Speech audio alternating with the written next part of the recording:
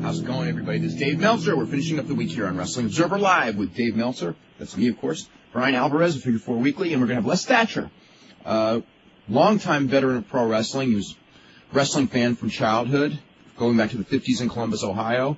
Wrestler going back to around 1960-ish. Wrestled for over 20 years. Television announcer, promoter, wrestling trainer currently. You can talk to him about any aspect of wrestling. He's one of those guys, and there aren't a lot of them, who is totally familiar with everything that's going on today, but also can relate it to the past, and excellent knowledge of wrestling the last probably 40, 50 years. One of the best guests we have on the show. So anyway, he'll be up in about half an hour. Brian, how are you today? I'm doing good. That's good. I guess before we start on SmackDown, which we can talk about in a little while, there's just... I'm so depressed about wrestling right now. I don't know. You probably have not got the Observer yet, but I was trying to think of like where wrestling's going to be a year from now, and it was just like I could not come up with like anything a year from now that looked positive. After today, is the Observer already outdated? No, it's not at all. Okay. No, I know I write the WCW story on Tuesday, and then by the weekend everything's changed anyway. Yeah. So there's total uncertainty in WCW right now, and that's no one knows anything. Eric Bischoff's in Wyoming, and there are not officially any dates on the April calendar. The March 26th Nitro could theoretically be. I don't want to say the last show. That's being so ominous. Although we did say that before ECW, and it turned out to be the last weekend. Remember when they had that? And nobody wanted to say it was the last weekend, and it was. It could be. There are no tickets on sale for any shows in April. There are no advertising out for any show in April. There are buildings booked for April, but they are not announced, and no one knows what's going to happen. Basically, after March 26th, everything's up in the air. If there's no sale, I don't think that TBS wants to run it anymore. And the thing that worries me most about the sale is, the effort just doesn't seem to be there right now, In what sense? Just like among the wrestlers, or? No, like Bischoff's in Wyoming. Guys are going on vacation. It's like, can you really be that concerned about selling a company? Shouldn't you be negotiating every day, all day, till it's done? Unless they don't care anymore, they just gave up. Unless there's two things. One is that the deal is just about done and they only have to finish up, minor negotiations, which is not the case. Or that they maybe when that thing fell apart, or when the negotiation stopped, I should say, that they have irreconcilable differences. Yeah. And that's not good. And the other thing is that if that was the case, Siegel going on vacation is really bad, because that tells you that he's not trying to put together a deal to save it. With anybody else, yeah. Yeah, with somebody else coming forward. It's so funny that a year ago, when, what was the company, SFX, that was trying to buy the company? Mm-hmm. Yeah. They asked $600 million, which is why SFX backed out of the deal, because it was just so much. Now SFX is having its own problems, which they were bound to have. But now, it's, they're getting it from, I think that the Fusion sale price originally was about $70 million, maybe 75, and now, there's just no one out there. It's really strange. I was just thinking about, how WCW Saturday Night just ended after, 30 years of that show, or almost 30 years, because it started around 72, so 25, 28 years, whatever, last year, and it just ended. Nobody even thought of doing a special show to commemorate the ending of it, and it was like, there were people, myself included, who that Saturday night at 3 o'clock Pacific time, 6 o'clock Eastern, that was like, you rushed home to watch Georgia Championship Wrestling and World Championship Wrestling and all that. It was a traditional time. And, they let it, the ratings declined and everything like that. The ratings at the end were pretty weak. And then it just ended with no fanfare after 20-plus years of television.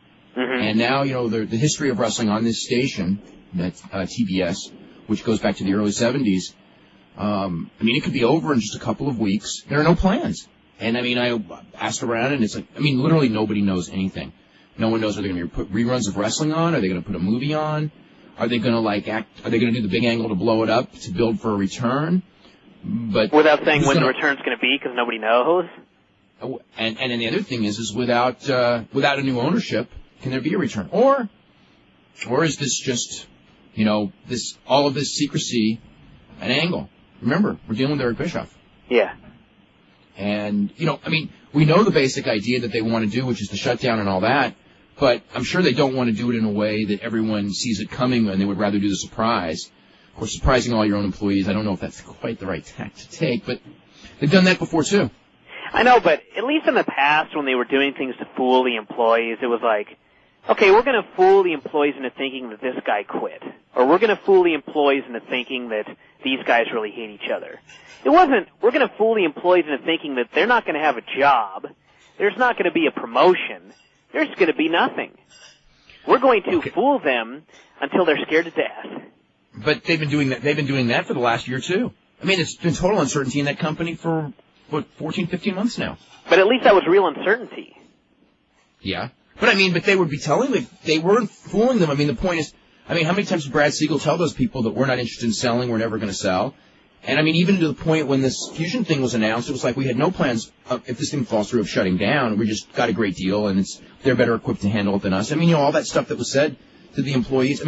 They've been, and I guess you have to do this in business, but, let's face it, all those people who work there, the one constant is that, Brad Siegel's name is mud. Yeah. Among the wrestlers, among the people in the company, because everything he said, has turned out to not be true. And in hindsight, they all know that, he was lying. Yeah. And now, even if he is telling the truth, who's going to believe him? Well, no one believes anything and no one knows anything. And I think that doesn't help matters either.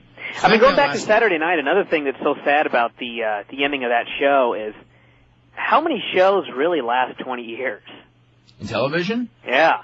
Some sports do, but I know what you're saying. Look at some sitcoms that are like legendary now that you'd see on Nick at Night. Some of them only maybe lasted 5 years, and they all had the big final episode. Here's a show that was on the air for 20 years. They couldn't even do like a recap show. 28 years or some number. Something like that. Yeah. And that's, boy. And I was doing some internet stuff back and forth with one of the leading people in this industry last night, and we were going through what happened to roller derby in '73, and we're both, the more we talked about what demised it, we're seeing this in wrestling, and we're seeing it with WWF too. And this is someone, by the way, who does work for WWF, and just there's a certain thing, like WWF is super healthy right now.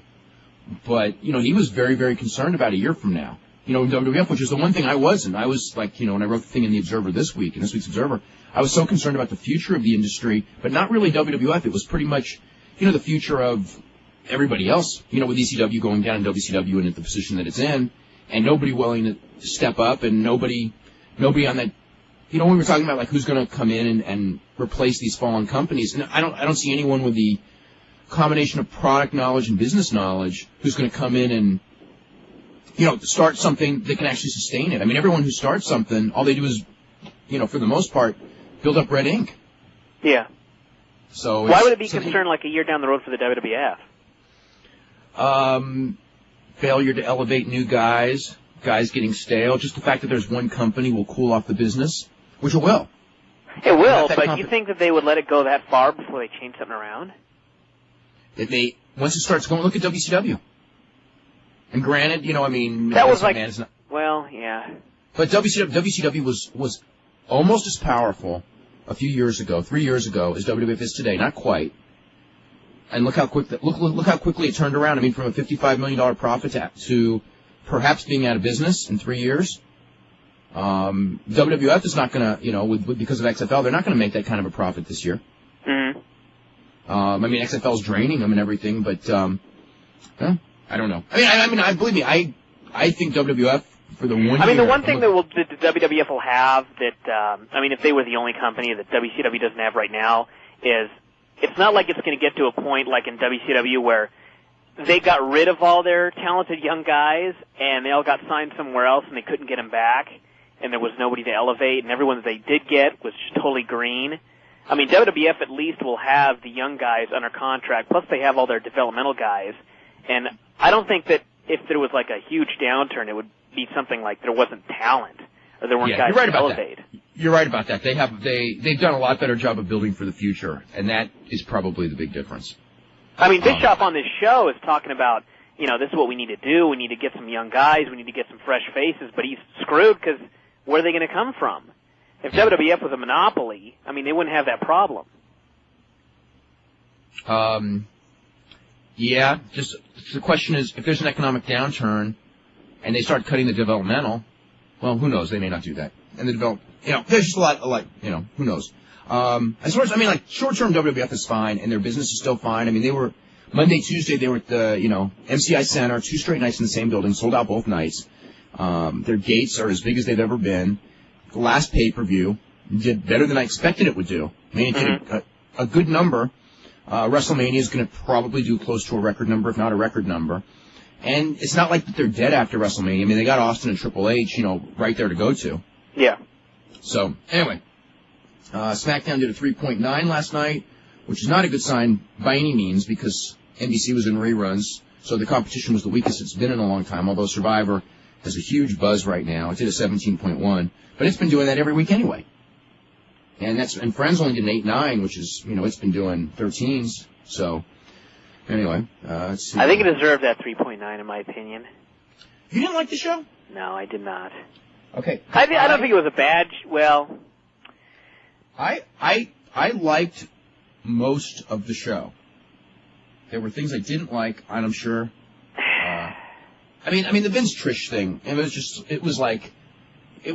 you with that queasy feeling in your stomach. Yeah. So that wasn't. I don't know if it was as creepy as when she fondled him, but it was way up there. You know that there's a restaurant chain that has now banned, because of the thing that happened Monday, that has banned any WWF television from being shown on its screens on Monday nights or Thursday nights. Is it WWF New York? No, not that one. No, this is a national chain because there were some major complaints at the Monday night thing with Vince and Trish. A mother who brought her kids out for dinner and it was on the screen because that chain usually shows wrestling on Monday because football season's over. Yeah. And management listened to it and has agreed that there will be no more wrestling shown at that script. And it's a major chain. I'm not allowed to mention the name of the chain. I know what it is, but it's all over the country. It's one of the bigger ones. I assume we'll all find out soon enough. Probably not, actually. Really? Because they're not going to make a public statement because they don't want to call attention to it. They've just sent a memo out to their affiliates that this cannot air in our chain. Huh. So it may come out. Actually, now that I think about it, Bozell finds out, right? Yeah. How'd you like Vince's apology to Deborah that dragged on for about 3 hours? But that was classic Vince. I didn't mind that so much. I mean, it was like, the only problem is to me, and this is one of the things that WCW had a problem with, it's like, there's baby faces and heels, right? And you need to portray your baby faces as people that, you want to get behind and you want to identify with. Yeah. And who can identify with Deborah, who's being portrayed in, that Linda McMahon role? You can't portray, because it's like, Vince just treated her like she was a dumb blonde, and she got, she couldn't even figure out that she's being totally screwed. By the way, another thing that's really bad also in WWF is this whole Rock being managed by Deborah thing. I mean, sit down and think about it. By any logic, this makes no sense. Rock doesn't want a manager. She doesn't want to manage Rock. They're forced together because Vince says so. It's like, it makes no sense. Yeah, why is Vince assigning managers? Why does he have the power to do that? And why does Rock... why does Rock, who's never wanted a manager, doesn't need a manager, then why does he have a manager? And if he has a manager, why is she required to come to ringside during his matches? Yeah, and then the other thing also with, it's like they had an idea of what they wanted to do, which is the marital conflict is kind of like a soap opera thing building up to WrestleMania. But the writers had no idea how to get there, as far as how to get Rock with Deborah. So they came up with this thing that doesn't hold water, and I think that, I don't know. I think that it's real. That's a weak storyline. And see, the thing with the whole marital problem thing is, at least when you had Hunter and Stephanie and Kurt Angle, you had Hunter and Stephanie who really acted like they were in love, and then you had this Kurt Angle coming in, And the skits that they had set up were so realistic. You could totally... the thing with that, you're right, okay. That angle, totally what worked with that angle is that everybody watching had known people like this or had been involved in something like this themselves, and you can totally relate to all those emotions. And that's right. There's Until the end, when they just nothing to relate to with Austin and Deborah. Plus, they are so unromantic. Yep. They're like two people that don't even really like each other on TV. Well, the problem with that is that they can't show Austin being romantic because it kills his character. The problem is the character of Steve Austin can't be married, and it can't be married to Deborah, but they are. And people know it. It's not a secret.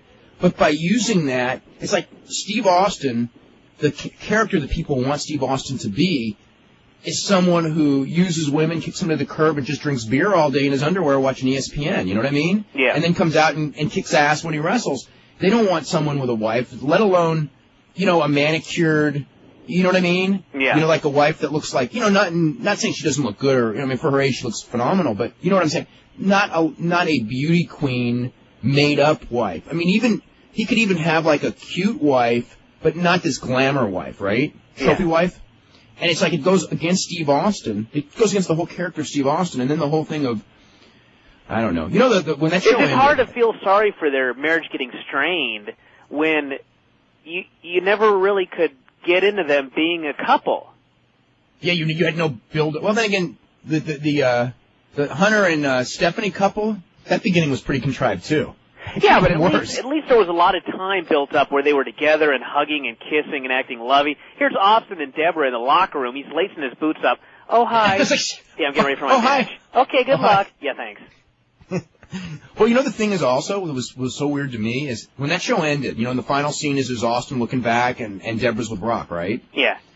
And all I could think of was, Deborah McMichael was married to a wrestler before, and then they did this angle. And it's like, even if, obviously this marriage is probably a lot better than the last one, whatever.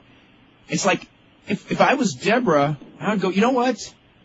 I don't know if this, I've already been in this angle in the other company, and it's like, so, I don't know if would want to do this angle because it's a real strain. Yeah, exactly. And who knows? Look, realistically, the Stephanie Hunter thing did end Triple H in China. Yes, it did. It's like, for all of we could laugh about wrestling being, fake and phony and all this, the fact is that it's the weirdest business in the world. I guess acting is similar. But no, it's not. Because the actors, when they're done with their roles, they go home and they're not their character. And these guys with their character, it seeps into their real lives. Brian, we talk about it all the time. There are guys who I've known, literally from the start of their wrestling career, that were not their character, were given a gimmick and become their gimmick. To the point it's like scary. And when you have, people who you've known for 15 years calling you up and going, hey, it's blah, blah, blah, call me back, and they're using their stage name. They're not using their real name, and you know their real name, and you don't call them whatever name, right? Uh-huh. It's very weird. Just look at all the people that thought that Wrestling with Shadows was fake because Brett's wife is talking to Hunter and calling him Hunter. But that's what they do. It's like, nobody calls him Paul. Yeah, he's Hunter. Yeah, I know. And nobody calls China Joni. Yep. She's China. Anyway, what other news stories want to get to before we start talking about emails and other things, and a little bit more maybe on SmackDown. New Japan Osaka Dome show on April the 9th announced the main event as Kensuke Sasaki against Kazuyuki Fujita. God, it's so weak. It is so weak. Anyway, no Naoya Gao on the show, which pretty much kills a lot of the intrigue of the show. XFL Vince McMahon did an interview in the Las Vegas Review-Journal. Very conciliatory. They dumped Jim Ross. It's part of the campaign. I guess that, they were doing that marketing survey, which we did too, as a matter of fact. Let me see if I can get the results of ours. Here we go. What are your feelings about the XFL? 24% say they still watch it and enjoy it. 20% say they never watched it. 4% said they stopped watching it because there was not enough emphasis on the football. That's 4%. 5% said they stopped watching it because there was not enough emphasis on non-football, which means, too much WWF stuff. 47% said they watched it because it was just bad television. But anyway, the Vince McMahon survey obviously said that people were watching it or stopped watching it because it was too wrestling-oriented. So they dumped Jim Ross, who actually many people, including myself, think was actually the best part of the entire show. So he's dumped. They kept Jesse Ventura. McMahon defended Jesse, although there was an article in today's New York Daily News. The B game? What? Dumped me. Yeah, but the B game gets very little airtime. Yeah. Yeah, I mean, it's a dump. You know, they brought back Matt Vasgersian, who, you know, I like the one story. It was electronic media. Did you see that one, Brian? The one about Vasgersian left and the ratings plummeted? Yeah, then they replaced him with Jim Ross and the ratings went down 75%. Like had to do with like that change is why. You know, not even though it dropped a similar, you know, percentage on UPN and on CNN that had nothing to do with it. They kept the same announcers. Somehow it was Ross's fault.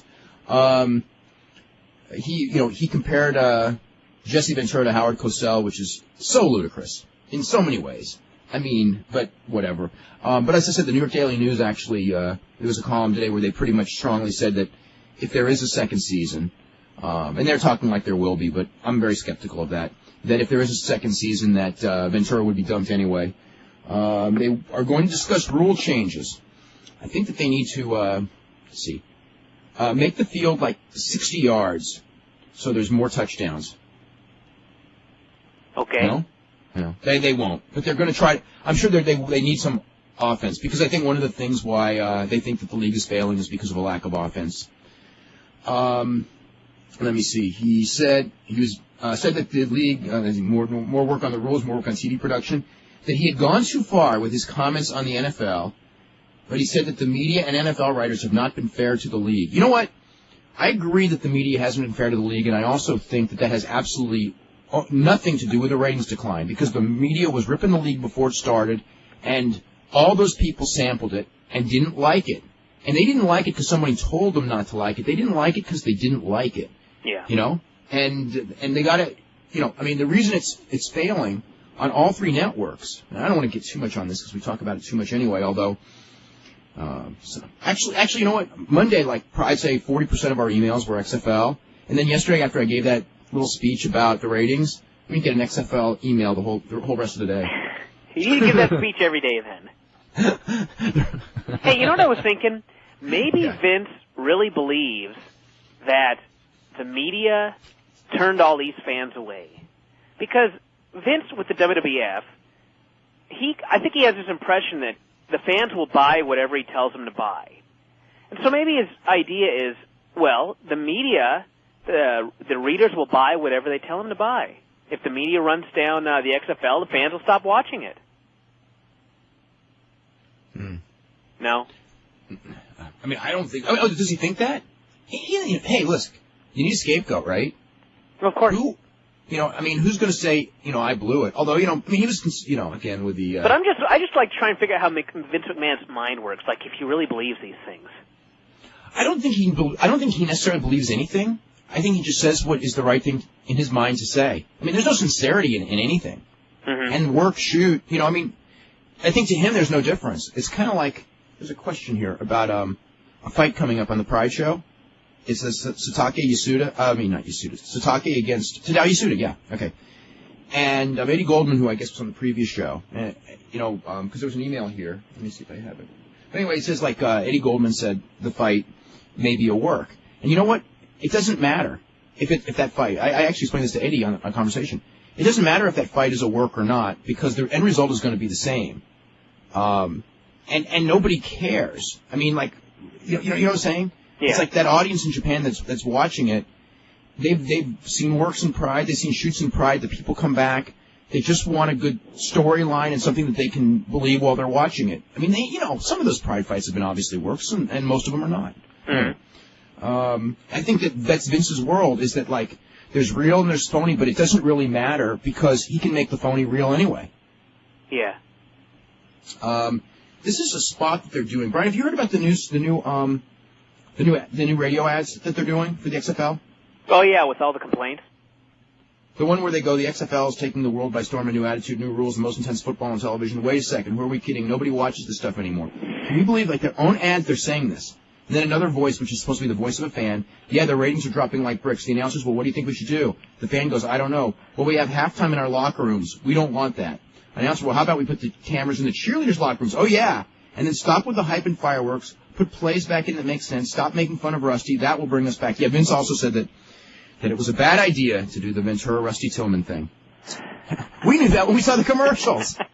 God, what other things? He says, I think the rumors of our demise are premature. It's like Mark Twain, and he started saying that, the WWF didn't become what it is overnight, which is true. It took a long, long time. The other thing I want to bring up is Lionel Tate sentencing.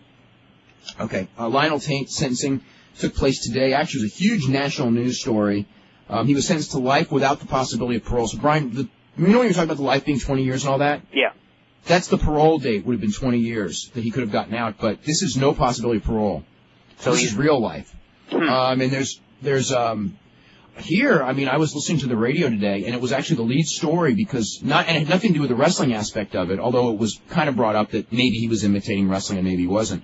But the thing is, should a 14-year-old who committed a crime at the age of 12 be in prison for the rest of his life with no possibility of parole? That's a real interesting question. But even though, he brutally beat that girl. Brutally, it's a crime you can't apologize for and you can't rationalize away, although the lawyer tried. But at the same time, a 12-year-old life in prison without the possibility of parole, especially because the government offered them basically a plea bargain before the trial ever started, which would have been 3 years in juvenile detention and 10 years probation, so he would have never, you know what I'm saying? Yeah. And he turned it down to fight it, and then look at the sentence he got by fighting it, which is, I don't know. The lawyer, they talked to Jim Lewis, who was the lawyer, and he said that, they asked him, like, if you were, in the position that, to do this over, what would you do different? He said, like, 100 different things. So. Did you get the article I sent you on that?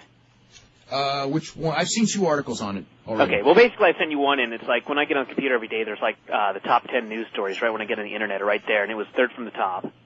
Yeah, I was listening to the radio, and they used his lead story on the local news, and they had like what was it? One of the professors who was just like adamant about how the idea of like how could you sentence a 14-year-old to life imprisonment without parole? It was anyway. Which was actually, I think, the thing that was debated about all this. We got Les Thatcher on the line. Les, how are you doing today? Good, David. How you doing? We're doing very good. Les, something we talked about before you were on the air. You've been in wrestling for a long, long time, longer than we have, and still follow it very close, which a lot of your contemporaries don't do. You're right. You in kind of a unique position of knowing the past and also, not being out of touch with the present. My feeling on wrestling, if I look at wrestling, not so much today, although today as well, but a year from now, it is not that positive an outlook. And I'm just wondering if there have been other times in the last, 30, 40 years that you've been associated with wrestling where, in many ways the business is bigger than it's ever been, but in other ways, when you look at the long-term future of every company but the WWF, there's no one who would not be considered struggling or making big money promoting wrestling. You're absolutely right. No, it's scary in its own way. You're right. There's more I would have said, have said on record a year ago or 2 years ago, that having seen and been in territories where there's been the extreme highs and lows, and there's always going to be the down periods, but I had said that I thought because of wrestling being so mainstream now, more so than ever, I didn't think the down periods would be as severe. But I don't know. Right now, it can end up with one company, period, major company, and which is not to say they're not doing a hell of a job at this point in time. But the problem is, with no variation, no variety, I think the people that get burnt out are out. They don't switch to another company or something. There's no opportunity to do that, and I don't think I've ever seen, before when there were, 30 territories in this country, when business was down one place, you always had someplace to migrate, and business was always up someplace else. There was never a period when the whole country was like that, but of course, ever since it got down to where there are 2 or 3 companies, that's the only way it can go. It is the whole country, because it's all built around those Monday night television shows.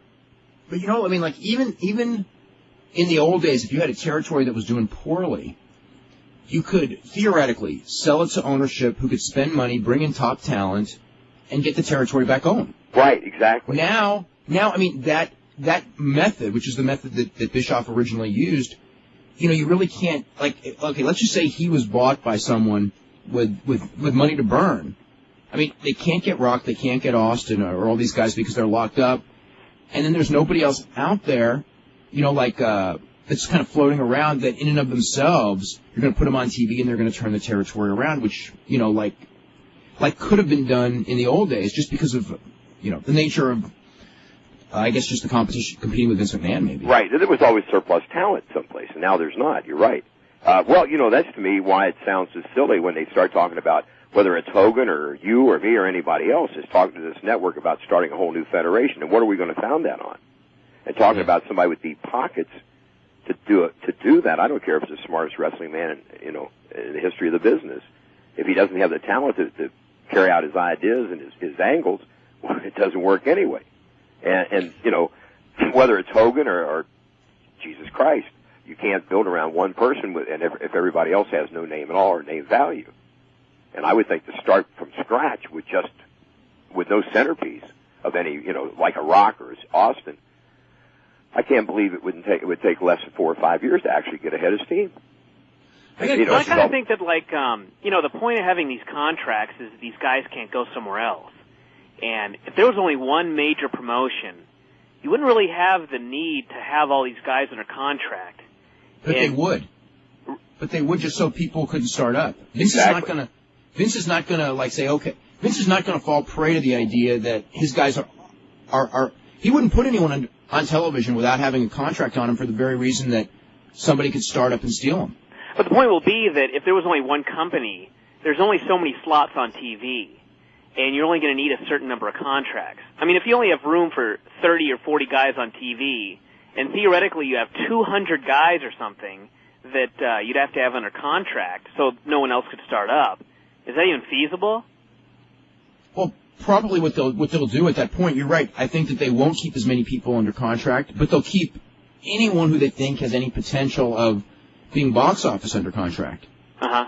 I mean, they may, you're right, there are guys on the WWF roster, let's just say Scott Vick, just his name, okay? He's under contract. I mean, they may let a Scott Vick or a Duck Brothers, they may let those guys go. They may let them go tomorrow, I mean, for that matter. But they may let them go, but the idea is that, okay, I'm a promoter, WWF has just cut, Scott Vick, and they've just cut Glenn Ruth, and they're going to cut, let's even say D'Lo Brown, just as a name. Maybe, I'm just throwing a name out there. You pick them up, it's still nothing. Yeah. It's not like they're going to cut Chris Jericho. You know what I'm saying? Or someone, or even Eddie Guerrero. You know what I'm saying? And not that they could turn it around either. I'm just saying, the guys who they think have something, even like a guy like Leviathan, Cornette's guy, okay, he won't be cut. Anyone who they think in the future even you can build around, those are the guys that they'll protect. They've got to. And the other thing is they're in a financial position now that they can just block somebody that they don't, and not even utilize them. I mean, it's being done anyway to a certain degree. I think that they're doing that. I think they're doing that now. Yeah, but I mean, years ago, the little territories you couldn't afford to, to pay a guy to sit out. Nobody did that. But I think. Well, here's the thing. I think I would like to see an ECW continue. I would like to see WCW get in better shape because I think the competition is good for business. Well, I think that anyone who looks back at what fueled this boom, it was the war. Monday Night Wrestling Wars. Took this business, which was not, Vince was not making money, WCW was not making money in 1994, 95, and that war, Vince actually had a couple of bad years, but ultimately the war led to both of those companies reaching unheard of heights, and then WCW squandering it. But it brought all that mainstream recognition into wrestling and made it, for a brief period of time, I'm sure bigger than it ever was. And now we're in the downside cycle. There's one thing, I guess we better go to a break first, but I want to talk to you about the creation of the Mid-Atlantic Territory. Okay.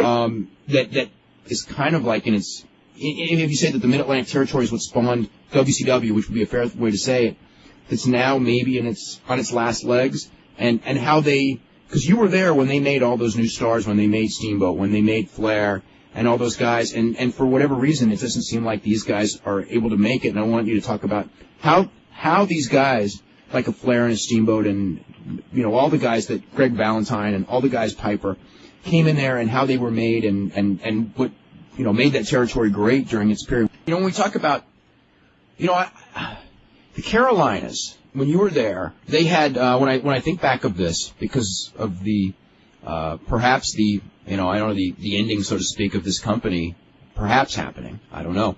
I just remember as a kid, it was tag team territory, Johnny Weaver, George Becker, a lot of older guys. Right. And then Johnny Valentine, who was older, came in and kind of revitalized the territory. Yeah, that was when George Scott took the book. When George Scott took the book. Yeah, and George made that, basically told him he was going to kill the territory to rebuild it. Because it had always been predominantly a tag team territory. At least, if there were 5 matches, or 4 matches on a card, 2 were usually tag matches. So, it was a lot of more action with tags. Guys stay fresher. More high spots, as they were, what they were at that point in time. They obviously don't equal what goes on today. But, nonetheless, it was, and Becker was the booker. He always had a younger partner, Johnny Weaver, Dickie Steinmore, and I worked some 6-mans with him, as the partner for them against whoever and the manager, because they had like probably 3 or 4 managers, at all times with teams, there through most of the 60s and 70s. But, George Scott, brought Johnny Valentine in, and Valentine was a very methodical worker. In fact, Johnny Valentine didn't get warmed up till 20 minutes in. That was a short match for him. And, you could see when they first started pushing him, because of the slowness of his pace and the time it took him to get his style over, you'd see people get up and leave because they were more accustomed to tag team main events. And, so he actually brought the territory down a little bit, but a year later, they were selling out the same buildings with Valentine on top. But it just took the time to build it and change the people's opinions, change their outlook. Now, while this was going on, with Valentine at his peak, there was the famous plane crash that ended Valentine's career, so there they were. The guy they built around was gone. Boom, he's out. There's no comeback. There's no angle. He's just out of the picture. And they went and started rebuilding with Ric Flair more than anyone else, Rick Steamboat. Now, what did they do to get these guys over? Because within a very short period of time, Ric Flair and Rick Steamboat were running around doing great business with a lot of other people. It wasn't just them. Right. Well, there were a lot of solid veterans there, Dave. But when I look at it, like what WCW has been unable to do or unwilling to do, whatever the term would be. Yeah, I think that formula is eternal. It's how this business works, and that is to build somebody slow and give them credibility and give them a foundation. And you can hotshot somebody on the short, for the short period, but there's no longevity to that. Let's take Goldberg. They build around the fact he didn't, he was still learning in the short matches, but they didn't push him to learn. He continued to get better. And so he still today is not much better, and that's no knock. The guy's drawing some money. He's certainly making more than I am. But he hasn't progressed mechanically, with his skills. And, so there's no long term with him. I won't say he's burnt out, but I say, a lot of the possibilities that were there had he continued to grow, in the skill department, aren't there now. I won't say it's too late, but I say it's a rebuilding, situation. But they always took the time to build these guys. Like I mentioned, Wahoo McDaniel, or, all of us. Let's take Flair, for example. Journeyman guys in the ring, would teach the guy, and he was listening. And, if I worked with him, we went back to the dressing room, critique the match, or, George, Scott would sit him down in front of Buddy Rogers' tapes and films and let him watch Rogers' style and watch how Rogers worked. Rogers was a master of psychology, body language, and facial expressions. If he were doing interviews, I had the latitude to stop an interview, and to critique him and, correct him on something. George Scott would say, do that, be sure he gets it right. When they first brought him in, they put him with Rip Hawk as a tag team partner. Rip was a real solid veteran who'd drawn a lot of money in the territory. Again, a veteran with a lot of psychology, and timing, which was so, critical. And you just don't have the opportunity to do that anymore. Well, they don't take the opportunity. It's there, but it's never utilized because I think of this big rush, ratings, and, and we have to do it now. But I would think over this past year and a half with WCW, and God knows when I say if I were in control, and I wouldn't want to be, I don't think there's enough money in the world to want me to have that position. That I don't envy anybody that's there now. But if you'd had it, that would have been the time to start building the Palombos and the O'Hares or the Billy Kidmans and solid wins without all the gaga underneath. And what I mean by that is, forget the run-ins and all that stuff. Give these guys solid wins. Then they get to the middle tier 6 months down the road, and, then they're having a little harder time beating a Buff Bagwell or whoever your middle guy is. And you work a little deal there and then take them on path. It's a formula. It's the way it used to. And the thing they did with territories, of course, because the TVs didn't overlap always. And let's say when I first went to the Carolinas, I got my wins, in the preliminary matches, and you got moved up to the mid-card. And there was always what we call a trial horse there, a guy who they kept good, but he was the guy in the middle of the card that the guy that were on the way up had to get through. And then, of course, over a period of maybe they worked a 2 or 3 week angle in several towns, and at that point, the new guy got over, but it gave him credibility then to move into the next level. And I think, I don't care how fast people push their remote controls, you can only grasp so much, and I think if you rush people through an angle, they don't get it, and it has to be laid out. I think that's part your commentators, I think today a lot of things with the younger kids, I think you'd agree with me, facial expressions or lack thereof. They just go through the mechanics. And I think that's the thing that the masters like Rogers and Flair, or a lot of the older guys, had, because it was a slower style. But I think today these kids have got to pick that up. That's got to be, the masters today have it. Helmsley is a great heel, but he's actually a lot old style. I mean, nothing flashy. Like he and Austin, I would guarantee you that 90% of that match they had the other night on the pay-per-view was called on the fly. And that's the best matches in the business. I bet if you ask Steamboat, probably the 2 biggest matches he's ever talked about are the one he and Flair in Chicago and he and Savage at WrestleMania 3. And I bet if he told, if you ask him, the easiest match to work and probably the hottest was one with Flair, and I wouldn't take a thing away from Randy, but Randy's the kind of worker who's wants something laid out. And when I say that, I don't mean he sits down and lays it out exact move for move in the dress. Actually, I think they did for that one match. Yeah, but with Flair, you knew your finish. You went in the ring and you worked, and you built on what you felt. What you felt that people were buying, and the masters work that way. And most of the older guys, I tell my kids, I don't think our generation is smarter, bigger, stronger, anything, but I think there were more good workers per square inch simply because you had a chance to learn from so many guys. And I think that's today how the developmental thing should be. Several masters should work with everybody. What I mean by that is I think I can take a kid and work 6 months with him, send him down to Danny Davis, and Danny will find little flaws that I missed, and vice versa. And we had that opportunity to grow. You move from territory to territory. You latch on to a veteran or a couple, hang on their every word, work with them in the ring, listen to them in the dressing room. You spent time with them in the cars. It was a classroom. You never thought about it as such, but if you look back at it, that's the way it was. The guys don't have those opportunities, and I think that's where the promotions need to do is sit these guys down and work with them on stuff like that. I think the 2 biggest problems WCW has right now, the first one is to do a slow build. It's just going to take so much money to hold these things off.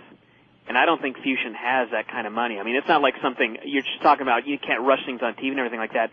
To build something up slowly for 6 months or 12 months, you're going to have to sacrifice something on the way. What they can do is go ahead and whatever they're building for this next pay-per-view with Luger and Buff and Flair and Dusty and that whole 9 yards, but take these other kids and start building something solid underneath, like Palumbo and O'Hare and Kidman and whoever, and I'm just throwing names out there. I'm sure they've got better, they've already got some sort of plan of attack, but take the time to do credible angles with these guys and make your commentators make those as important as the other thing.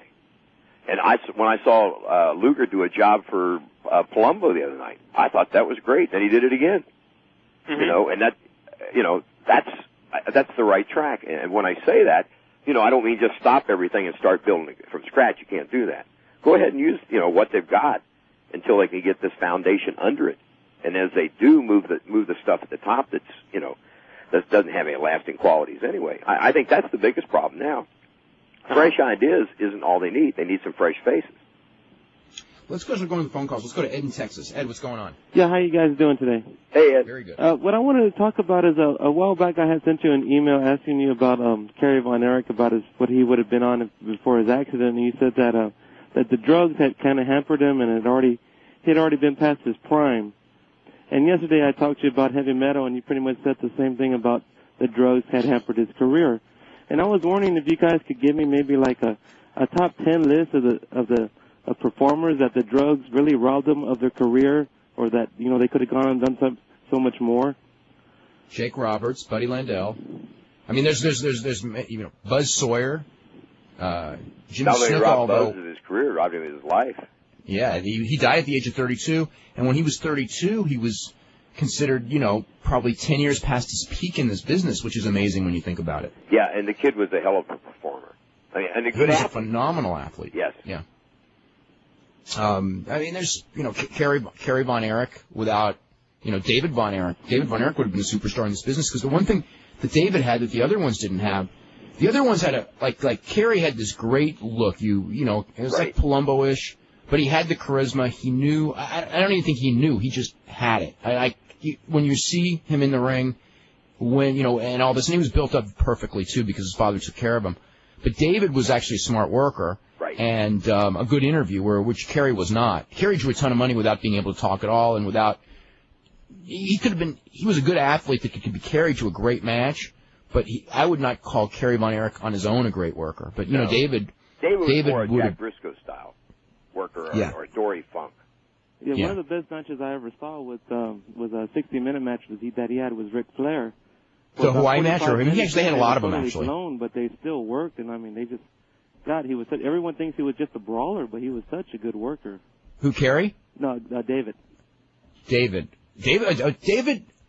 was a smart worker, which the other ones weren't. I mean, but I mean, like, they could follow directions. Like, believe me, I saw many great Kerry Von Erich matches with a lot of different people.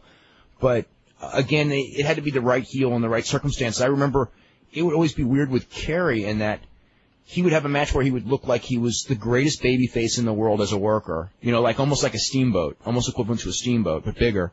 And then you'd see another match for him where, like a week later, where he would look like didn't even know what he was doing in the ring, and it was like almost like, when a match you see on Nitro where the guys aren't working well together. Uh-huh.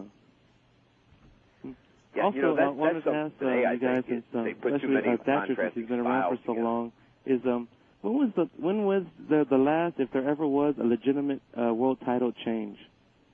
In a sense, what do you mean by that? Like where they were going on like a shoot. A shoot? An actual shoot, go in the ring world championship match? Yeah, I mean, has there ever been one? Like back in the 20s or 30s? Yeah. There was, I don't even know if they did that in the 20s.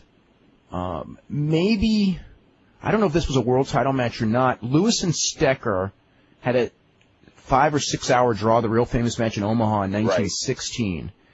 And I don't know if that was a world title match, but that was, I believe, a legitimate match. Gotch and Hackenschmidt, I believe those were legitimate matches. I mean, no one knows for sure because everyone's dead now that would know. And they probably, the only people who really know are the two and the promoters. Anyway, because in those days they didn't let on. But, I mean, there have been many double crosses. I mean, and even, Bret Hart, Shawn Michaels with the double cross, or, Don Eagle and Gorgeous George, or Moolah and Wendy Richter. And, yeah, I mean, there have been double crosses, but that's where they're working and then someone just does a quick thing. As far as like actually going in the ring where both guys knew that this thing was going to be Ricky Dozan and Masahiko Kimura. But as far as like a match where the two guys knew going in the ring, this is a shoot and it's a legitimate match and the world title's going to the winner, I would think you probably got to go back to the 1900s or 1910s. I don't think even after 1920 there was any of that. Mm-hmm. You're talking about double crosses, with the NWA belt, either the champion or the champion sponsor promoter had to put up a bond, so that didn't happen. Mm-hmm. They posted, I think, 40, 50,000, whatever it was. Oh, wow. There was a lot of money in that time. Yeah. Yeah. Okay. And one real quick question that I have, and then I'll hang up and go, is you guys have brought them up the other day, and it's just been in my head since, but who were the Ding Dongs? Greg Evans and Richard Sartain. Okay, well, thank you guys very much. Okay, thanks a bunch. Ed, I was curious if you could explain New Japan's decision to push Scott Hall. In the past week, he's pinned both Yuji Nagata and Manabu Nakanishi, the two wrestlers who wrestled for the #1 contendership on the April 9th Osaka Dome show. Doesn't this undermine the significance of their match? Is Hall even booked on more tours? If not, why isn't he jobbing?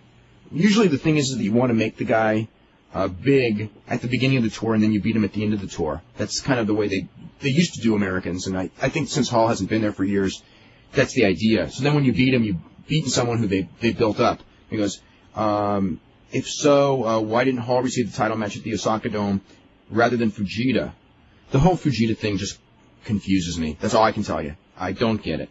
And he goes, New Japan needs to fire Choshu immediately. Choshu built the company. I mean, not from scratch, but he built the glory days. But they are past that peak.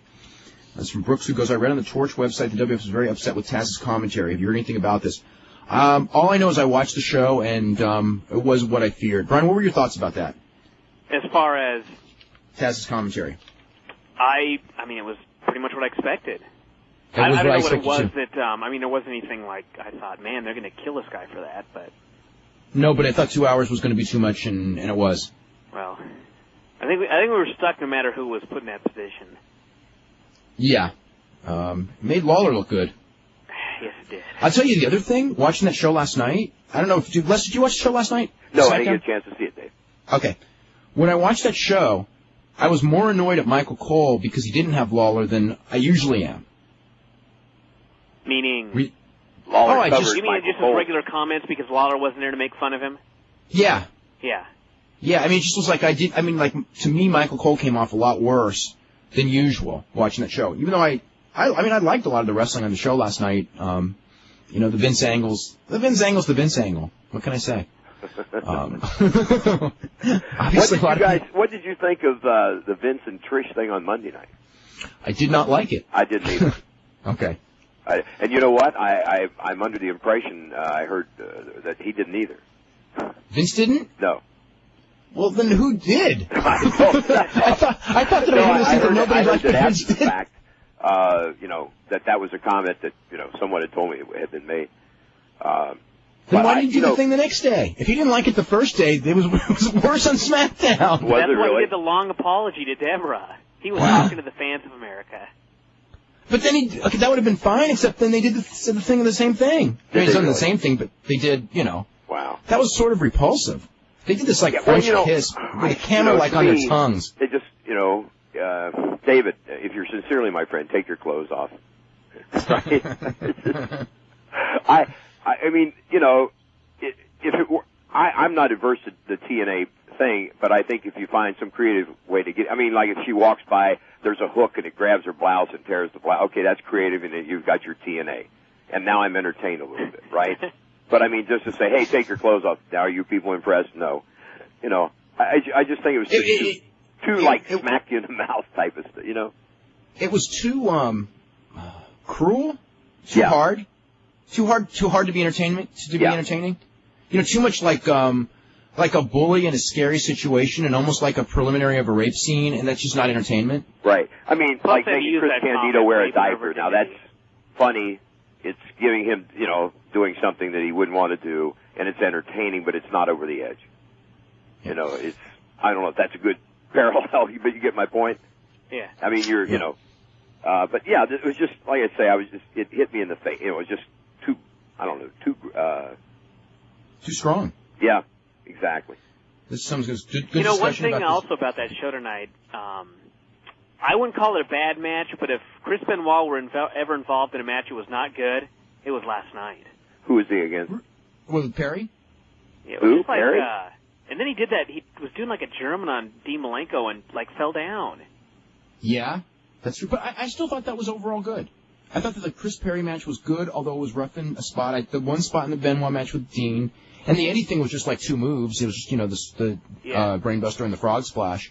But, when watching that, now that we think about that thing, when I watched that segment, before to set up that match, I don't know how anyone could have put that, and I won't say put that segment together, okay? I don't know what they were thinking when they put it together, but viewed that segment and not thought that Chris was going to come off as the heel. And Eddie is the babyface. I mean, it blew my mind because it was like, oh, before I had seen it, I was told, that the fans kind of didn't go for Chris. He didn't really get over as a babyface, and it was because of something they did earlier, that they kind of had the psychology all wrong. And I watched it, I was like, they had the psychology 180 degrees wrong. I mean, it's like Chris is just being a total prick. Eddie's wanting to fight him, and he's being held back. I mean, Eddie's totally the babyface in this thing. And then when Eddie comes out after Chris has beaten Perry and Dean, Eddie gets the big babyface pop coming out until they all stomp on Chris. And then by this point, now they're all confused. Yeah, no one knew what to think, but it ended right away. But, yeah, I mean, I could see, and they're going like, Eddie got a babyface pop, Chris is supposed to be the babyface. It's like, that segment, there was no chance of any other reaction after they played that segment. Yeah. Let me just read this one, and we'll go back to the calls. This is a good discussion about the Deborah inclusion in the WrestleMania main event. Plain and simple, it makes no sense with Austin's character. But why even add her to the mix? I mean, you've got the two of the biggest stars, not the biggest stars of all time, paired against each other. What else do they need? Why add pointless storylines? I mean, there's nothing wrong with a storyline, but not a storyline to negate it, or not a storyline for storyline's sake. Like, they have a storyline, which is the two biggest stars, and they can do stuff where they build the tension week in and week out and things like that. Where they finally don't like each other and have a reason not to like each other. But to say we have to have a soap opera going into this match, that only takes away, to me, the seriousness of a match that people want to see just right there. Rock versus Austin, it'll sell tickets all on its own without doing anything. Mm-hmm. Anyway, let me finish this. It goes, what else do they need? The reason Hart Michaels, Flair Rhodes, or Hogan Warrior got over was because it was two big stars flat out delivered and the fans reacted. I don't understand why everything has to be a soap opera. Okay. Any thoughts on that, Les? Yes. I was, now, that's the thing that flabbergasted me worse Monday night than the Vince Trish thing. I mean, I was blown away because the first time I ever saw Steve taken out of character, 2 segments on any show. And I'm under the impression Steve's never supposed to be out of character. I mean, to some degree, if he's on Howard Stern's show, but I'm talking about, on the air. Yeah. And he softens when he talks to her. Now, he also has a wife, we are thinking. In other words, that's planted in your brain now. Where before, well, you knew and I knew, but it wasn't part of the deal. And I think here, again, it's just too quick and too blatant that she happens to, all in the night, he said, this is Steve's wife, and all of a sudden, guess who she's going to manage? It's just too... And it was forced, there was no logical reason. No build-up. And the other thing is, if there's ever a way of taking steam off of Steve, they've found it. Agreed. Before you were on the air, I said that the character that the fans want Stone Cold Steve Austin to be does not have a wife who looks like she walked out of Glamour magazine that minute. And he doesn't talk to her any different than he talks to you or me or Stephanie. That's right. And if she's there, yeah. And and to me, what one of you guys said, or everybody probably has said, and I will concur. If these two guys can't draw at WrestleMania, they got no business being there. I mean, this... And they can't... And the thing is, they can. I mean, after Steve and Helmsley's match at the last pay-per-view, after Rock and Angle's match, and after that, the Monday night stare down, and the talent that these two guys have collectively... And the interviewability. Just let them talk. I know. Let them talk. Give them a reason. I want this title. This title means more than anything. I was on the sidelines for 1 year, and then Rock is like, I'm not going to be champion for a month. And listen, when I say this, Steve is my friend, and no disrespect to his wife or him or anyone else, but no, this is not the time for that because at best it weakens it. Yeah, I agree. This is from Paul, who is getting a bad taste of Japanese wrestling because he bought those FMW videos. He goes, I recently bought 2 videos from FMW. This is the first I've ever seen of the FMW product. By the way, the current FMW product stinks, but this is old stuff. Needless to say, I watched the videos, and I'm just wondering if the storylines are as corny as the announcers make them out to be. They are all made-up storylines by an American script writer from Hollywood because they thought that presenting Japanese wrestling on tape, that Americans would not accept it, so they came up with their own storylines that had nothing to do with the storylines that are actually being used in Japan. Because example, like taking a SmackDown tape and putting in brand new storylines that were not originally being used. Yeah, that make no sense. That's kind of like what Bill Apter used to do, but even worse than the magazines. But he goes, example, the CPA, who of course was Horace Hogan, had a client that was a member of the mob. He got caught by the police. He did 6 years in jail, and that's where he met his tag team partner and taught him how to get his GED. These are not only made-up storylines, but they're terrible storylines. I'm starting to really like WCW right now. Example number 2, a female wrestler they called Shark, maybe that's Shark Chichia, was found on a desert island where she had been living since World War II. And she's like 27 years old. That's a great storyline, guys. Oh, brother. Apparently she's over 100 years old, but there's a growing magical leaf there that she lived off of that stopped her from growing old. Okay, I was wondering if all the international wrestling is this bad. Actually, some international wrestling is bad, but none of it is this bad. Oh, please give a few suggestions of videos I can pick up. I just watch the ones with Japanese commentary, so you don't have to worry about it. Let's see.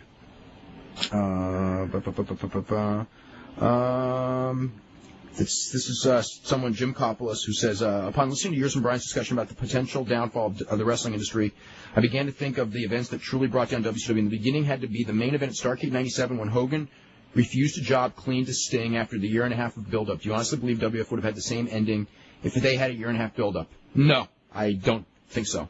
But if it was Hunter, it might. I just want to say that. It might. I wouldn't say absolutely not. With Hogan. The Hogan thing was so... Well, that's because the referee made it so bad. Yeah. You know, I mean, that was like... Sting was so double-crossed on that match, and he was never the same. We got to get Nick Patrick on the show one of these days and ask him about that. Is he still working there? See if he got the big payoff. Yeah, he's like a road agent. Okay. He's back refereeing again. Yeah, I heard that. Yeah, I think so. Let's go to Wes. Glacier coming back? He was back for 2 weeks, and then we haven't seen him. We got Wes on. Wes, what's going on? Hey, guys. How's it going? Hey. It's going pretty good. I just wanted, I guess y'all probably know that CBS said Survivor is going to be on Wednesday next week, so it might have some kind of impact on the SmackDown ratings, but I'm not sure. But I wanted to ask Les if there's any update on the Heartland promotion working with WCW, or is that finished now, or what's the status? That's done. Yeah. They dropped us back in November. It was one of the cost-cutting things. So, yeah, we're not affiliated with them. Although we're actually doing some co-promotions with OVW. In fact, we've got a show a week from Friday night at Grand Victoria Casino in Rising Sun, Indiana, where we've got Kane and, some of the couple matches from OVW and then matches from RHWA as well. Who do you like from OVW? Beg pardon? Who do you like from OVW? Who do I like? Yeah. Wow. I like Nick Densmore, for certain. I like Flash. Rob Conway, I think, is coming along well. I think, I think the sad thing is with Big Russ McCullough is that he looks too much like Nash. Well, they made him cut his hair, but now with the haircut, he actually looks worse. Yeah. I haven't seen the haircut yet. Yeah, they cut it. It's cut real short, and he doesn't have a good look with a new haircut, because I looked at him, the first time, and I guess I must have had the sound off after he'd gotten the haircut, and I'm going like, who's this tall guy who looks like nothing? Whereas before it was like, who's this guy who looks just like Kevin Nash? But Russ, I'll tell you what, Russ is a very dedicated guy. I've spent some time talking to him. He's got a great, his attitude is, he said, I just don't want to be a big man. I want to be a good working big man. And Dave Leviathan, he seems to be the same way, good attitude. When I was down there for that January show, I saw Brock Lesnar hit a 450 splash. Thank you very much. This guy is, 6'2", 285? I heard he weighed 304 that day. Maybe he did. I don't know. That's what I was told. But, I hadn't even planned to watch that match, and I was down in the dressing room, and somebody said something about Lesnar going to hit the 450, and I said, who's, it's a rib, right? No, it's not. So I went up, and I hit it. I mean, you expect Billy Kidman to hit that or Hoovy, but, it was great. And his we're going to, by the way, I just want to mention, we're going to have Brock Lesnar on the show in the next couple of weeks. So, it was just confirmed today. At Grand Victoria on the 16th. And his tag team partner, Sheldon Benjamin. Now, that kid is just a pure athlete. He would be good at whatever, bobsledding, ice skating, basketball, whatever. I think the kid's just a pure athlete. And, of course, they're so green right now, it's hard to say, but I think they have, they both have great potential. They've got a lot of good kids down there, I think. It's just a matter of bringing them along. And I think, if they don't rush them, that's the key. Give them a chance, to work. We were talking about differences. I think that's one of the things our generation of wrestlers became mentally so good with the psychology and timing was because we worked 6 nights a week, 52 weeks a year. You practice your dance routine 5 times a week, or you practice it once. That's the difference in how good you become at it. that was one of the things before this whole, when the WCW thing was going, the way it looked like it was going, where I was afraid, as far as like the pushing of new guys, is that, by only having these guys work, one night a week, sometimes two, and often that one night's a 3-minute to 4-minute match, that their progress will not be as rapid, like in a year, as you would expect. I mean, as compared to say, losing money on those house shows should almost be considered like an investment in the future. Right. At least for the short term, maybe not forever. But yeah, that's what I was thinking. But the way you do that is you run, like how Les would do. I mean, you don't run 16,000 seat buildings every single night, 6 nights a week. You can run. Why don't you just run a Georgia circuit? Sure. And get those guys in the ring. And I mean, yeah, you'll lose money. You'll lose money probably every single night, and you'll probably have these guys working in front of 150 people.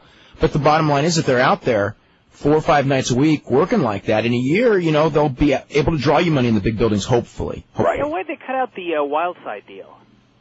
What and happened? The Heartland deal. I don't. With us. Well, Les can talk to us about the Heartland. They're the Wildside deal. I don't know. I think they're just trying to slash. What? Isn't it going to Dusty? I heard TCW might be. Yeah, I had heard that rumor. Eliminate one developmental promotion to set up another. You should have like as many as you can get. Well, I don't know what, I think they change their mind every so often as to what direction to go. It's don't like, I know? When we signed on, it was, I was supposed to get guys for, maybe 3 months at a time, from any place from 3 weeks to 3 months at a time.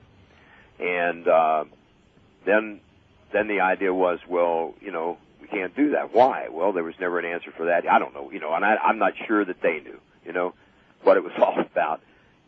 Again, it was like the dog chasing his tail. And,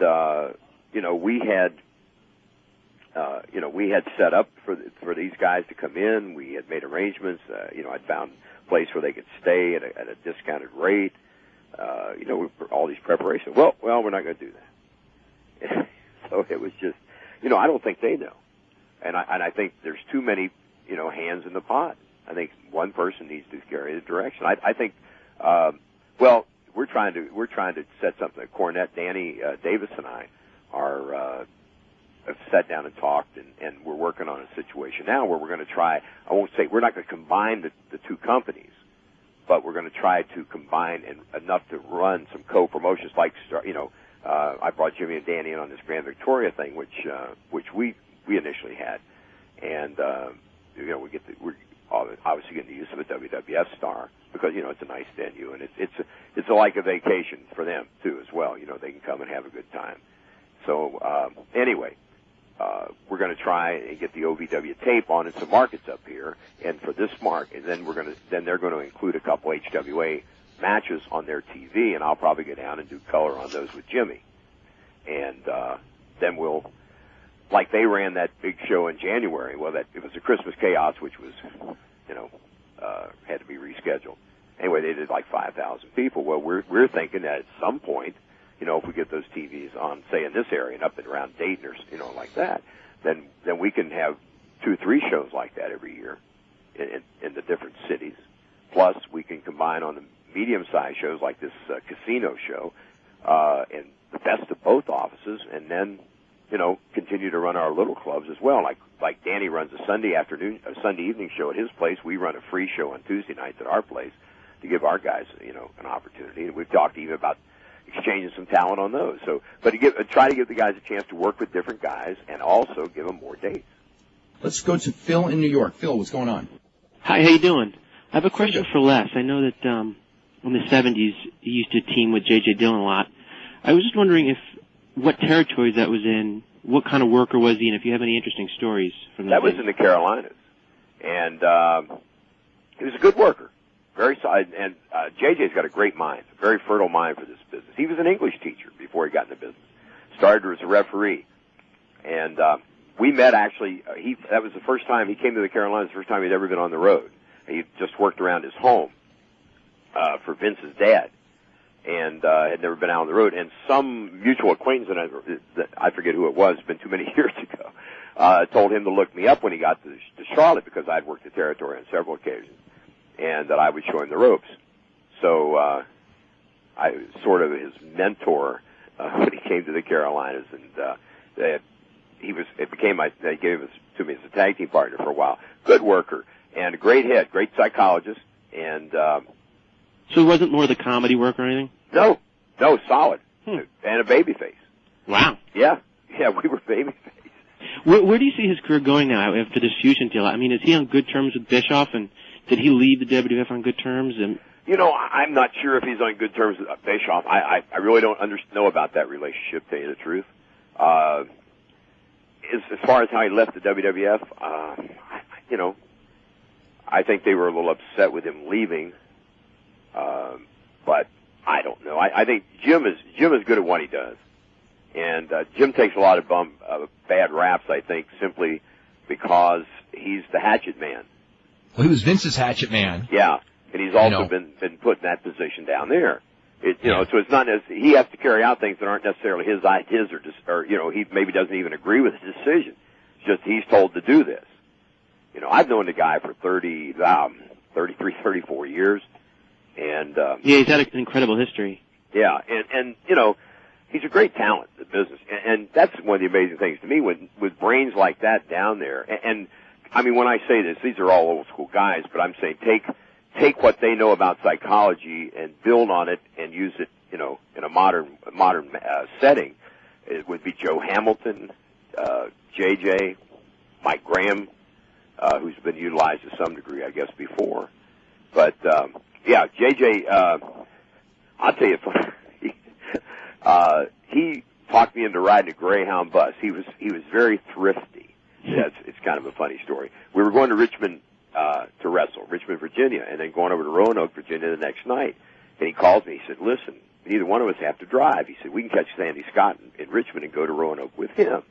Well, I said, who are we going to ride up there? Well, I don't know. I'll catch us a ride. So anyway, he called me back. Everybody's booked up, but I got another idea. We can go by Greyhound. I said, man, I don't want to ride a bus. Oh, yeah, back and forth. Finally, smooth talking, he talked me into it. And the damn Greyhound stopped in every grocery store between Charlotte and Richmond. By the time halfway there, I was cussing him. I didn't even want to talk to him. Did you make the show? Yeah, we made the show. Okay. Now, I'm going to tell you a good story about Jim Dillon. This is not funny, but this is the kind of guy, and this is why he's my friend, and this is why I respect him. This happened in Richmond, Virginia as well, at another time. Our friend, Luther Lindsay, was on the show, and he was sick, some kind of virus. He had ridden with us that night, and he was in the dressing room and barely could sit up, and so anyway, Joe Murnick, who was the promoter, that would be Carl and Elliot's father, and Joe, wasn't sure. He decided he probably shouldn't work, and he shouldn't have. And anyway, so he wanted somebody. He said, "I need somebody to fill the spot." Well, rule of thumb in those days were if you worked twice, you got half a payoff for working the second time. And so that, if somebody raised their hand and said, I'll do it, that would have probably been the situation. They'd got whatever the payoff was, and they got half of it again for filling in for Luther. JJ spoke up and said, Joe, I'll do it under one condition. Joe said, what's that? He said, that you give Luther a full payoff and don't give me anything extra. And Joe just kind of looked at me and said, okay, you got a deal. JJ said, okay, I'll work the shot. Wow. Hmm. Speaking, you brought up Luther Lindsay. Did you know him well? Oh yeah, great friend, funny one, tremendous guy, and a hell of an athlete. Of course, you've heard the story about Stu. Mm-hmm. Yeah. You should tell them though, because I don't think too many of the listeners would know. Luther Lindsay was a black All-American. When I say a black, this is back when there was such a thing. He played at Hampton Institute, played football. He was a fire plug, rock hard, probably about 5'7", about 235, 240, and was a hell of a wrestler, amateur, shooter. He and George Gordienko, there's a lot of stories about the two of them in Europe. And Luther, but great sense of humor, could always do, well, everybody does Stu Hart, but Luther used to do it very well. But he went down the basement with Stu in the dungeon. And another guy who's deceased now, Jerry London, I'd heard the story before, and London was there, watched it. But anyway, Luther had a bad neck, And Stu conned him into working out with him. Or not, I'm sorry, not neck, ankle. I'm sorry. And so anyway, cons Luther into work, but Luther said, now you stay away from my, yep, I'll stay away from your ankle. So they get in the down, Luther gets in the down position, Stu gets behind and can't turn him, and the first thing, and then he drops the knee in on the ankle. Oh. Yes. And, Jerry London, as he told the story, he said it was almost like this calm before the storm where everything went silent for just a millisecond. And then Luther exploded out from under, sat out, spun, turned, front face locked, Stu, drove him back against the wall, and had him with his rear end up against the wall, front face lock, and his feet were off the ground. And said Stu is tapping out. His nickname was, everybody called him, and he called everybody Buffy. Luther did. But Jerry said that Stu was saying, Looper, let me go. He said. So anyway, that was the story. But then, Luther was a hell of a wrestler. But such a great personality, and 100% good guy. Anything else, Phil? No, one quick question. Do you guys know the whereabouts of Mike Enos these days? What he's up to? Mike Enos, I haven't heard his name. He worked at a New Japan Doing tour. Indies, isn't he? Yes, his name. Not that often, though. Yeah. Yeah. But every now and then, I think he's based in Minneapolis. I always always thought he was just very underrated. He was. Yeah. It was one of those guys. He was real more suited for Japan in a sense, in that he was a solid worker, but he didn't have a lot of charisma. You're right, David. Yeah, not a lot of facial expressions or anything. Yeah. So I thought he was his last run with WCW. I thought was his best. I thought he worked harder. Yeah, he looked good. Yeah. He was with Duncombe.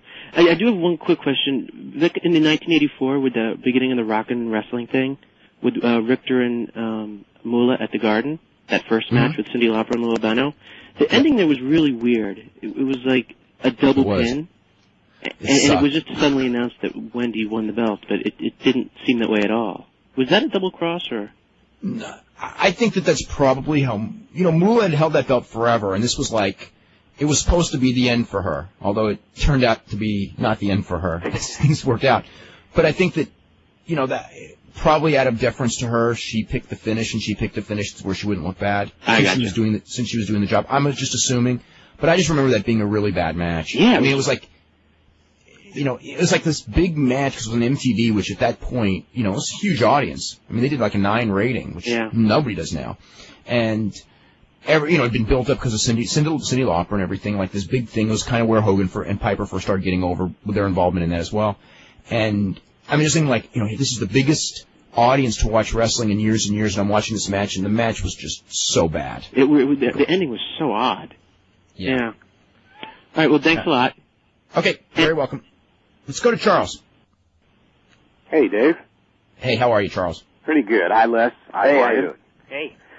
I wanted to talk quickly about a suggestion for WCW as far as their training program went. You guys kind of stole my thunder on it, but I always thought that the power plant should have been kind of a dojo where you get a chance to work with all of these greats, former wrestlers or current wrestlers, and they could teach you all these different specifics. You could work with guys like Flair, and if they brought in Steamboat, they had Bobby Eaton at one time, and you could learn all these different things about not just mat wrestling, but also psychology, babyface psychology, heel psychology, and then from there you go to a regional, like Les's regional or one of the different NWA affiliates, and those guys get a chance to take that big framework of knowledge they would get from this dojo and then put it into practical application and, work the kinks out and get what you don't get nowadays, that you used to get back in the old days with the regionals, some good experience and, crowd reaction and stuff like that.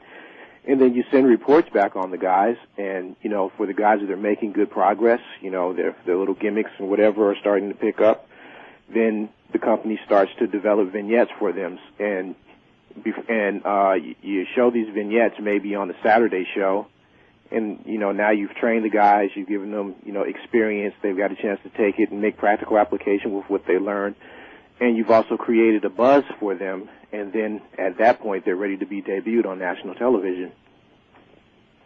They're kind of going at that in reverse. The one thing about that power plant is, it's not like the power plant is in Seattle. I mean, there's guys that live in the area, and I mean, if these veterans wanted to go in and work with these guys, they could, and nobody does. I mean, I think Page goes down there, but I mean, other than that, I don't think they have any interest in it. But you know what? They should. It's an investment in their own future. I think like some of the older guys though would look at it as like, if I go help these guys, they're going to take my spot. Yeah, Brian, you're right. See, that's the difference between now and the older days. Like Les was saying earlier, the older veterans were happy to take the young guys under their wing, and you listened and you learned. Well, I think that because there were so many places to go, there was and I don't know, I didn't know a lot of wrestlers in that era, and I was very young then, but I just sensed that the paranoia about work when there's 30 different places in the country to work was certainly not like what it is now, where you get one promoter mad at you and then you screw up with the other one. It's sort of like you're done. You're sitting on the sidelines, even if you're a talent. I mean, like right. a real talent. Yeah, it's is much more high profile, is much more money, and et cetera, that the business has now going for it. You're right. There's not a, and I think you need some stronger. I think instead of just the camps, I think actually Vince should try to build a territory. I mean, isn't that what he's sort of doing with Ohio Valley and Memphis? Yeah. Well, or that's what, like I say, we've talked to, Jimmy and Danny and I, that's what, when I say we're trying to, not a territory as such, but, where if you can, your better guys are going to be working 4, maybe 5 times. Well, what if there was good financial incentive to train, and you use guys like Steamboat that, are no longer active wrestlers, but have so much valuable knowledge? Yeah, I think that's a great idea. I mean, it really is. I mean, you talk about WCW, they've got Arn Anderson, for God's sakes. You turn him loose in that power plant and just sit him down and listen. If these guys will listen and let him talk for 3 or 4 days. I mean, I agree 100%. He's one of the top guys on my list, not just for the wrestling, but also cutting promos. Skills. I mean, just the whole deal. Even as Zbyszko, who they had under contract for years and let him golf every day. I mean, it's like Zbyszko, even though in the ring he really wasn't that great, Larry Zbyszko was a great ring psychologist, and at his peak I thought he was an awesome interview. Yes, absolutely. They had Bobby Eaton for years, and now he's working for the competition, and he's another guy that could have imparted a lot of wisdom to these guys on what to do in the ring. And attitude. And attitude, and you know what else also, from experience, what not to do when it comes to high spots, because Bobby did everything, and Bobby will know, like, don't do too much and don't kill your body before you make it, and like what your body can take, having done it for 20 years, what your body can take and what your body can't take. He would be better to explain that to these guys than a lot of the other guys who wrestled a style that was not so much like what the style that these guys today are working. Well, I think the perfect style, guys, is a good blend, and like the Flyers. Instead of just, I don't like spot fest. There's no storylines, and there'll always be openers or mid card. There'll never be anything other than that. But I think if these guys who run spots and at the end of them are standing looking at each other with their mouth hanging open, nobody has a hold. Get a hold. Now you've got a chance to rest and catch your wind, so you're fresher into that next spot. If you work that hold. And when I mean work it, I mean the guy who has the offense works the hold. The guy on the other end sells it and keeps trying to fight back. The announcer sells it. The other thing, they got to sell that there's pain in these holds rather than these are rest holds. Yeah. Because then that's why, that's why so much of the audience, when you sit down there, they go, okay, this is the intermission in between the next high spot, as opposed to, an important part of the match. And you can get over. Once you get those submissions over, you don't have to kill your body to have a good match. There was a pop ankle guy last night for that ankle lock. It's funny to say that, Dave.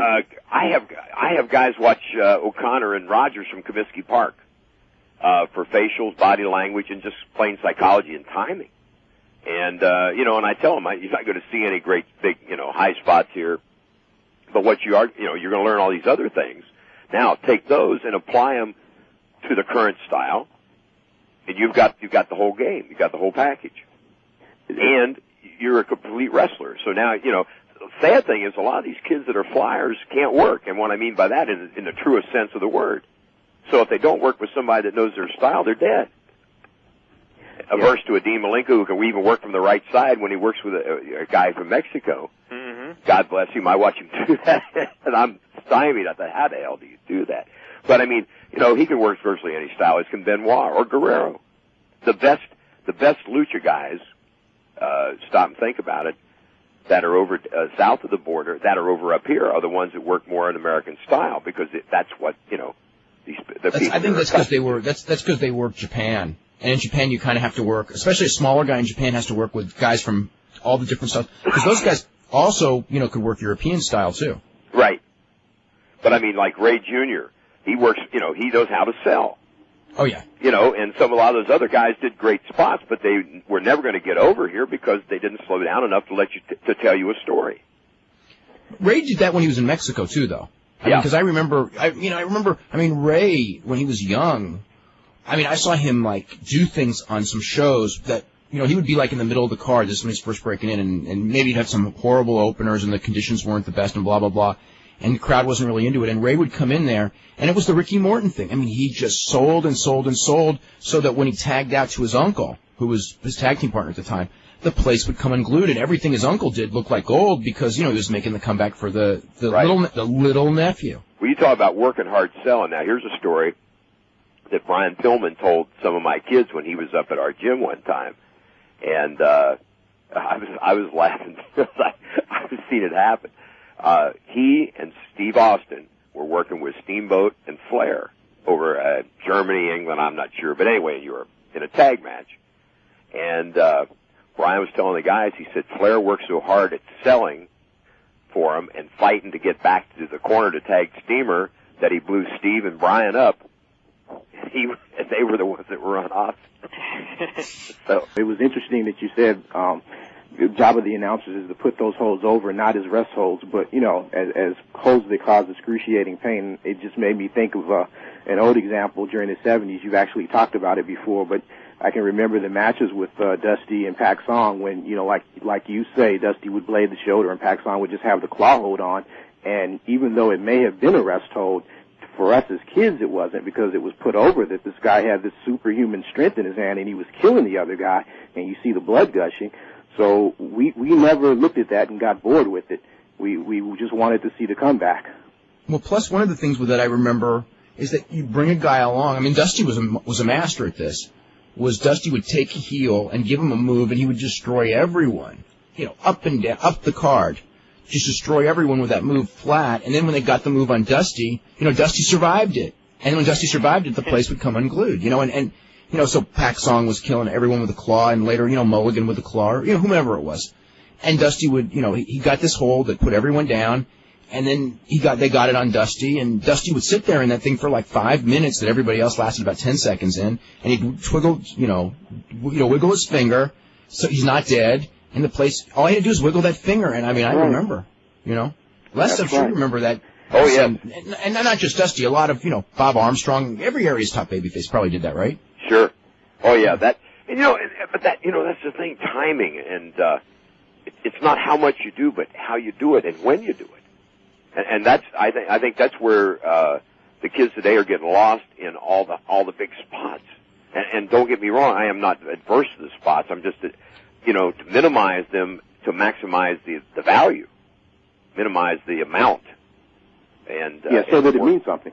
Yes, and work in more psychology. Absolutely. Well, it's. I'll tell you an example that I use with my kids, and you probably think it's crazy, but very simply, if you walk into your office tomorrow and Jennifer Lopez is sitting there naked, you're going to freak. But if she sits there naked every day for a month, and your buddy happens to wonder at the end of 30 days and says, my God, Jennifer Lopez is naked in your office, you're going to say, yeah, J-Lo's here every day. Right? Great example.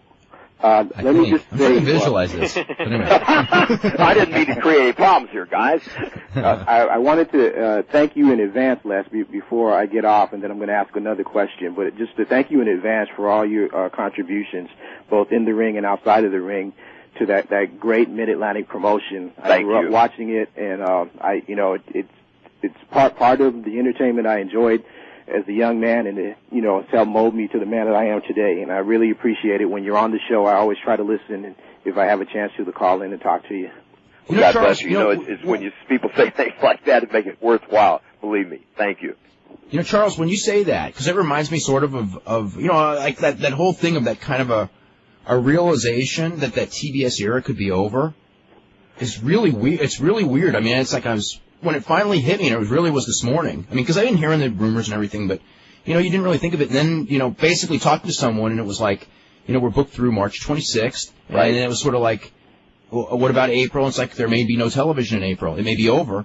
And it's sort of like over. Like over as in done, if the sale doesn't go through. And it was like, this thing may be over. I've been watching wrestling on TBS, since 1978, 1979, whenever. Right. And, you've been watching, you guys have been watching from the spawning of the Jim Crockett territory longer than that. It's like it's a part of your life for so many years.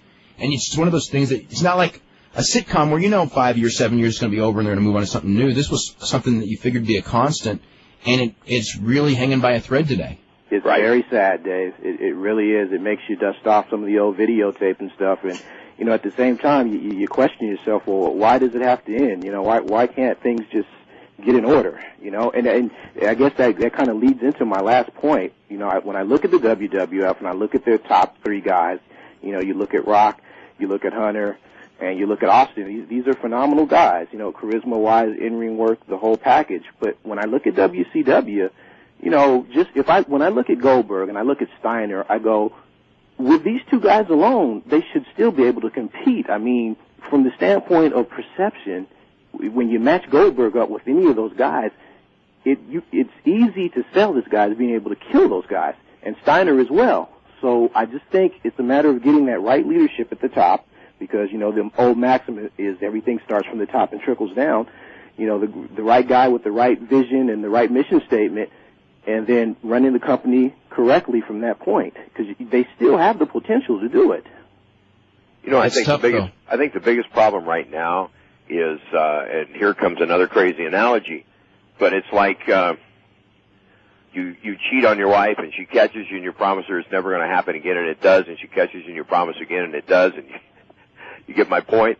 Yep. Mm-hmm. And at some point she doesn't believe it no matter what you say. And I think there's been too many false starts, and I think what they need now is, and believe me, I'll be the first to say, I don't know what it is, but what they need is something that's just going to smack you in the mouth. I understand what you're saying, Les. I'll take that same analogy and say, put a new husband in there and see what happens. Well, yeah, they need somebody that's going to, I wouldn't say Bill Watts at this point, but they need somebody who comes in there with very strong, management skills, and that goes in the locker room and starts calling the shots. Exactly, and can't be worked by the boys. Yes, exactly. Easier said than done. Exactly. We've had one person after another go in there, and they made some bad choices. Clearly, the Russo really it did so much damage, and not to say, the Bischoff and Kevin Nash era before Russo did a lot of damage, but they were, This but looks then like Russo irreparable damage. Yeah, did the irreparable. The David Arquette is world champion and things like that. I just, you just know when you go places and you see your friends that have been wrestling fans forever, and you bring up WCW and they just have that look on their face like, I stopped watching that a long time ago. It's the same as the XFL. Yeah, Russo turned it into the closest thing I saw to baggy pants comedy. It was horrible.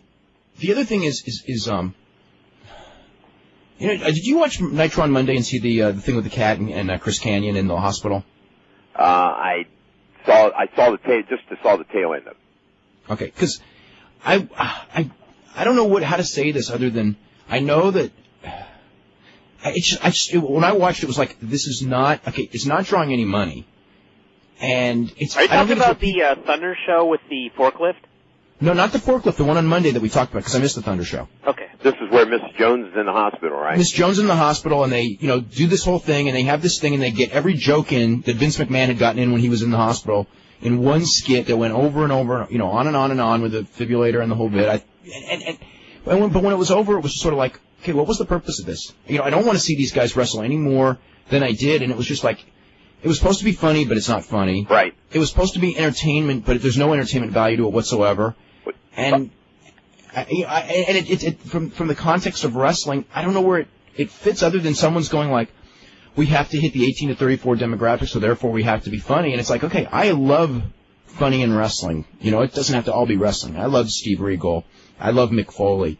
But comedy that isn't funny should not air on television. No, whether it's wrestling or a sitcom. Well, you know, that's like Jeff Jarrett has a lot of talents, but comedy's not one of those either. Yeah, I mean, the stuff he's doing, I don't find fun, you know. You know, but and to feature that doesn't matter. Well, you know, to me, we're in a time that this business is there's actually, well, like if you make it like football, there's defensive specialists, offensive specialists, kicking specialists, special team specialists.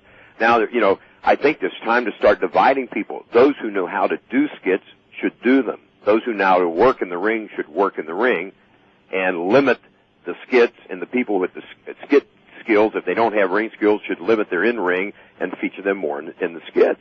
Boy, you hit the nail on the head. I've been saying that for the longest. Accentuate the positives of what these guys can do and protect them as far as the other things that they can't do. Don't put a guy in a situation to look bad. Yeah, well, you know, a good analogy is Dave. Years ago, Dave wrote this, and I've got it posted in my gym for my kids to read. He was breaking down Sabu and somebody, or I'm sorry, a match anyway. But he's talking about, his analogy was, you never see Ric Flair drop kick, probably because he doesn't throw a good drop kick. And that's... Don't do the moves. Don't. It's, I used to, I remember like would watch guys make comebacks with punches, and there's nothing worse in a pro wrestling match to kill a match than a guy who can't throw a punch that's throwing a lot of punches. Right. If you can't do it, then you do something else. If you don't throw a good chop, you don't chop. Do what you can do. The guy who, I mean, the one guy who, for all of his faults, who is so good at putting a promotion together with us, Heyman. and Vince is very good too also, is Heyman, because Heyman was the one who got people believing that Johnny Grunge could actually work. He got people believing all this stuff because 911? everything these guys, 911, because all the things that this, hey, you want to know that Heyman and I talked about 911 not all that long ago. And he goes, you know, the worst thing I ever did, because he hit 911, every time that guy came out, they tore the house down, chanted his name the whole bit. He goes, and I got cocky. And plus 911 was always wanting to wrestle because he got bigger pops than the main eventer, so he thought he should be a main eventer. And Paul was like, no. And finally the guy's like, you know, just, so he put him in a match, and it was with Ron Simmons. And as you can imagine, 90 seconds into the match, it was over. And Paul just goes like, all of that 911, he goes, it was over right there in that one match because I knew what it was, but I got carried away by the pop and thought I had more than I had. And he was, and he goes, after that, he goes, all I could do is have Taz beat him and get rid of him because there was nothing left for him. Everyone knew he was a fraud. Right. Well, guys, thank you for the time. I'm going to move on and let somebody else get in. Thank you so much. Okay, thanks a bunch. Let's go to Henry. Henry, I think you're going to be the last caller we have time for. Hey, guys, how's it going? Really good. I had a question, and I was wondering, in your opinion, who is like the best referee in the business? Hebner. I loved Hildebrand. Yes. He was, I think, you know, Dave Hebner, Earl Hebner. Yeah, right. He's very good. Nick Patrick is good. Charles Robinson is a pretty good referee. Charles Robinson's good. Yeah. Mm-hmm. But I think, with Brian, with Hildebrand, it was because he loved it so much. It was he put, you know, every move was his life. And he put so much into it. And I think that's the key to this business regardless. Referees, announcers, wrestlers. Mm-hmm. You know, those with the passion, you know, the Helmsleys, the Austins, the Benoits, the Flairs, the Andersons, you know, and all those guys have a passion, you know, and they dedicate themselves. And that's another thing I think with the younger guys, they've got to stop and think. And I think most trainers will say the same thing. You find a lot of guys come in with talent and skills, but they refuse to dedicate themselves, you know, and focus. They think it's going to be too easy. Yes. Yeah. And it shouldn't be. You know, and it's not. To do it right, it's not. You know, and I think to get to the top in this, there's no half measures. You either, you know, dedicate and devote yourself, or you don't.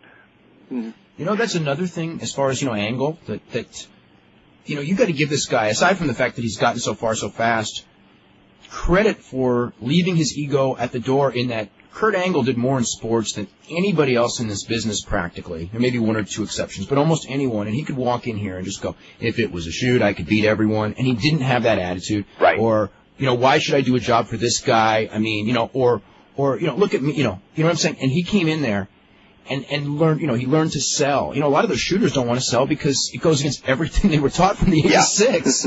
Brock Lesnar and I talked about that in January down in Louisville, and he's got a great attitude about that, And I said, years ago, some of your predecessors put a bad taste in some people's mouths.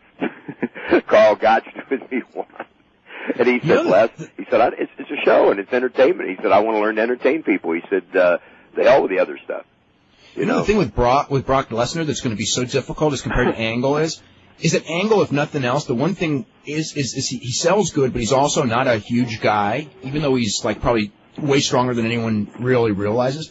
Brock Lesnar is like a monster, and like I watch him, it's like I can't buy him selling even if he could because of just how you know what I mean. When you're doing that suspension of disbelief thing, you're looking at this guy. I mean, because he's it's like Bill Goldberg.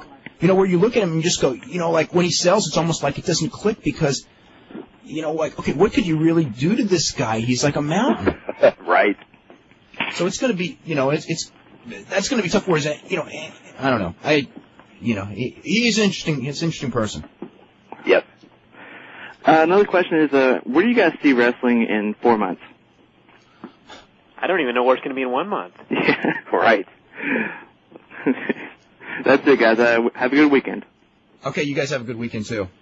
We are totally out of time. Les, I want to thank you very much. David, it's always a pleasure. Brian, nice talking to you again. Nice talking to you. Hey, guys, real quick before we go, we're going to do Pillman August, either the first, and the Curtis Fantasy Camp, either the first Wednesday and Thursday or second Wednesday and Thursday. Should have an announcement within a few weeks. Good. And I will be working on the travel plans as we speak. Very good. And also want to say, I think the theme is going to be Benoit Regal 2, The Return. You're going to do that? I think we are. You should. Yes, you should. We're going to move it up from number 9 on your list this year, Dave. That was an amazing thing. Hey, it made Steve Regal's career. Yes. We can't bring that part of it back. God knows you couldn't have written that script, but I think they'll have a hell of a match regardless. Yeah, and I think everyone will enjoy seeing it. I think that they'll enjoy doing it. Yes. Yeah, that's a great idea. Anyway, I want to thank everyone for listening in. We'll be back with Lou Thez Monday at 5.